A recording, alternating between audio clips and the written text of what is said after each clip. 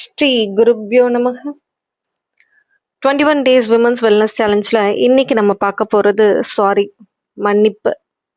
நம்ம சேலஞ்சோட முதல் நாள்லேருந்து நம்ம ஃபிசிக்கலாக பெண்களுக்கு நடக்கிற ப்ராப்ளத்துக்கான சொல்யூஷன்ஸை பார்த்துட்டு இருந்தோம்.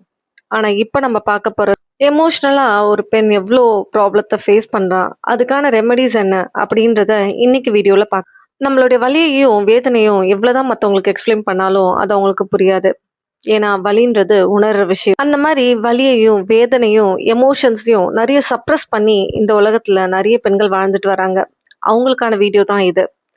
அந்த எமோஷன்ஸை நீங்க சப்ரஸ் பண்ண அது ஒரு சின்ன டிசீஸாவே மாறிடும். ஸோ அதை ப்ரிவென்ட் பண்றது எப்படின்னு இன்னைக்கு பார்க்கலாம். அந்த எமோஷன்ஸ் எப்படி ரிலீஸ் பண்றது, யார்கிட்ட ஷேர் பண்றவங்க உண்மையாலுமே நம்பிக்கை உள்ளவங்களா இருப்பாங்க.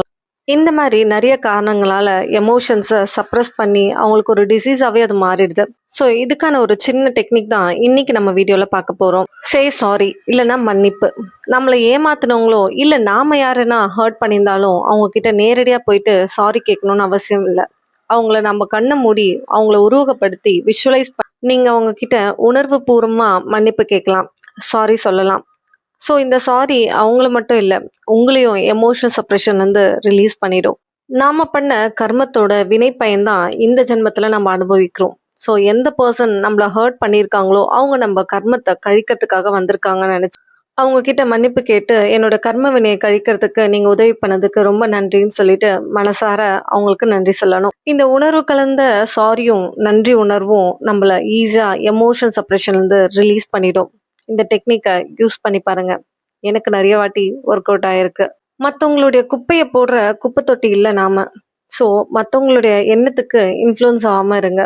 அது புகழ்ச்சியாக இருந்தாலும் சரி, இகழ்ச்சியாக இருந்தாலும் சரி, மற்றவங்களுடைய வார்த்தைக்கு நீங்கள் அடிமையாக இருக்காதீங்க. தப்பு செஞ்சவங்களுக்கு தண்டனை கொடுக்கணுன்ற அவசியம் கிடையாது. அது கடவுளை பார்த்துப்பாரு. நம்ம ஜஸ்ட் மன்னிச்சு விட்டா போதும். மன்னிக்கிறது மனிதனோட கடமை. ஹொப்பனோபோனோன்ற ஒரு மெடிடேஷன் டெக்னிக்ல இந்த 4 மேஜிக்கல் வேர்ட்ஸ் தான் நம்ம பாடியை ரொம்ப ஹீல் பண்ணுன்னு சொல்லியிருப்பாங்க. அது என்னன்னு பார்த்தோம்னா, say sorry, please forgive me, thank you and I love you. தப்பு பண்ணாமல் இருக்கிறதுக்கு நாம் யாரும் கடவுள் இல்லை.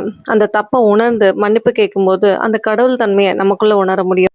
இந்த வீடியோ இன்ஃபர்மேட்டிவாக இருந்தால் லைக் பண்ணுங்கள். இந்த இன்ஃபர்மேஷனை ஸ்ப்ரெட் பண்ணணும்னு நினச்சிங்கன்னா ஷேர் பண்ணுங்கள். என் கூட ட்ராவல் பண்ணணும்னு நினச்சிங்கன்னா சப்ஸ்கிரைப் பண்ணுங்கள். நாளைக்கு வீடியோவில் பார்க்கலாம். அன்டில் தென் பவந்து சர்வமங்கலம். நன்றி, வணக்கம்.